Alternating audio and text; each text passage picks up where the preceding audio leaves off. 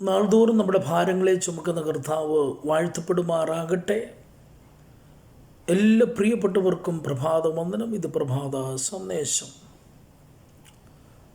മനുഷ്യരായ നമ്മുടെ ജീവിതത്തിൽ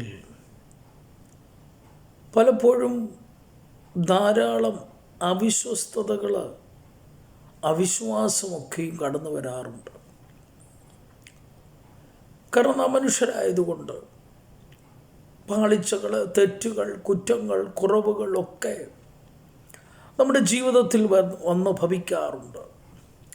എന്നാൽ നാം ദൈവത്തെ കുറിച്ച് മനസ്സിലാക്കുമ്പോൾ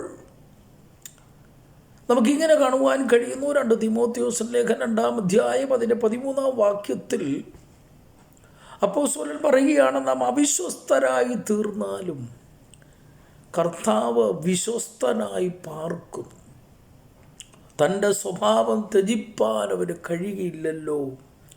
ഈ വചനം വിശ്വാസയോഗ്യമാകുന്നു. നാം അവിശ്വസ്തരായി തീർന്നാലും നമ്മെപ്പോലെ ദൈവം അവിശ്വസ്തനായി തീരുകയില്ല. നമ്മൾ അവിശ്വസ്തരാണെങ്കിലും വിശ്വസ്തനാണെങ്കിലും ദൈവം എന്നുമെന്നും വിശ്വസ്തനായി പാർക്കുകയാണ്.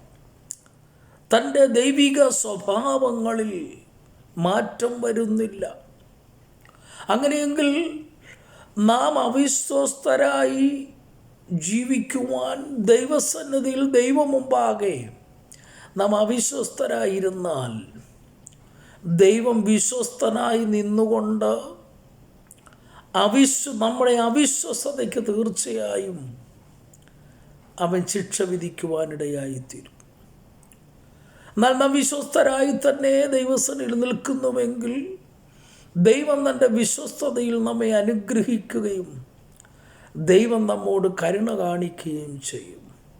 അപ്പോൾ നാം അത്രത്തോളം ദൈവസന്നിധിയിൽ അവിശ്വസ്തരായി പാർക്കുന്നുവെങ്കിൽ അത് നമ്മുടെ ജീവിതത്തിന് എന്നും പരാജയത്തിനും അത് ദൈവിക ശിക്ഷയ്ക്കും കാരണമായി തീരുകയാണ്.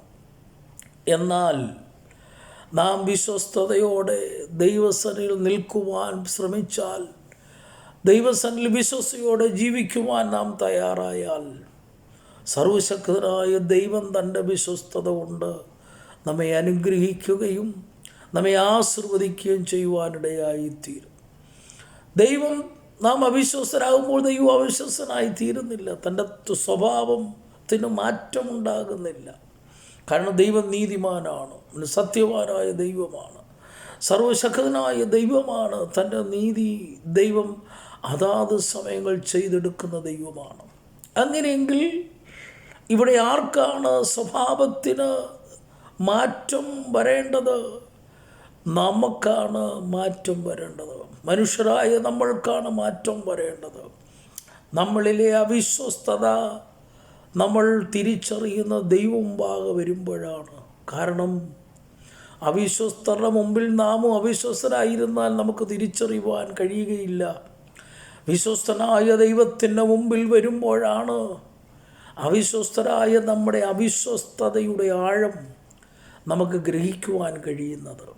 ഈ ദിവസങ്ങളിൽ നമുക്ക് വിശ്വസ്തനായ പരിശുദ്ധനായ ആ വലിയവനായ ദൈവം മുമ്പാകെ നാം കടന്നു വരുമ്പോൾ നമ്മുടെ വിശ്വസ്തതകളെല്ലാം മാറ്റി, നമ്മുടെ അവിശ്വസ്തകളെല്ലാം നമ്മൾ ഉപേക്ഷിച്ച് ദൈവസന്നിധിയിൽ വിശ്വസ്തരായി ജീവിക്കുവാൻ നമുക്ക് കഴിഞ്ഞാൽ ഈ ജീവിതത്തിൽ നാം ധന്യരായി തീരുകയാണ്.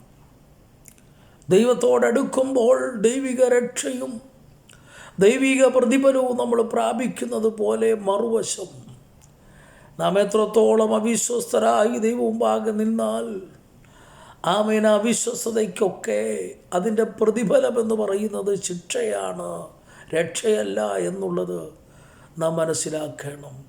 അങ്ങനെ ദൈവവചനപ്രകാരം ദൈവസന്നിധിയിൽ ആ വിശ്വസ്തനായ പരിശുദ്ധനായ ദൈവം മുമ്പാകെ വിശ്വസ്തരായി ജീവിപ്പാൻ ഈ നാളുകളിൽ ദൈവം നമ്മളെല്ലാവരും സഹായിക്കട്ടെ എന്ന് പ്രാർത്ഥിക്കുന്നു, ആശംസിക്കുന്നു. ദൈവം നമ്മളെ എല്ലാവരെയും ധാരാളമായി അനുഗ്രഹിക്കുമാറാകട്ടെ.